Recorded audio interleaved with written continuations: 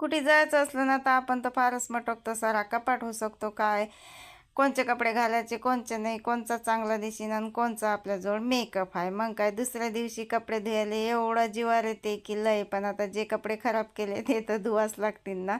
तर मग सगळे कपडे नेऊन टाकले मी बाहेर आणि लागली धुवायला.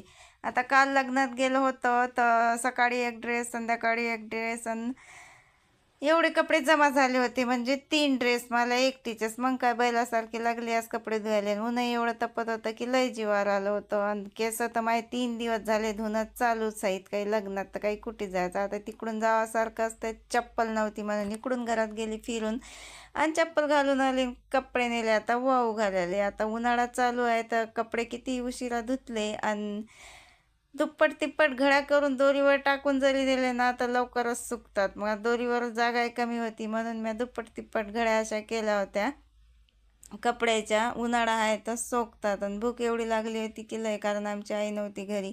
आमची आई करते काही ना काही कामं, निदान बकऱ्या तरी नेऊन देते, बाहेरचं शेण तरी काढते, झाडून तरी काढते.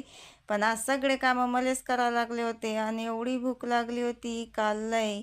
असं वाटे काही कामं होतात आणि काही नाही. वरून ही ऊन आणि केस तर माझे 3 दिवस झाले धुणं चालूच आहेत. मग पटकन असे कपडे वाळू घातले आणि जेवायला बसले. आज जेवायला भाकासोबत खायला काहीच नव्हतं, गाजरच होते फक्त. चला तर मग भेटूया पुढच्या ब्लॉगमध्ये. बाय.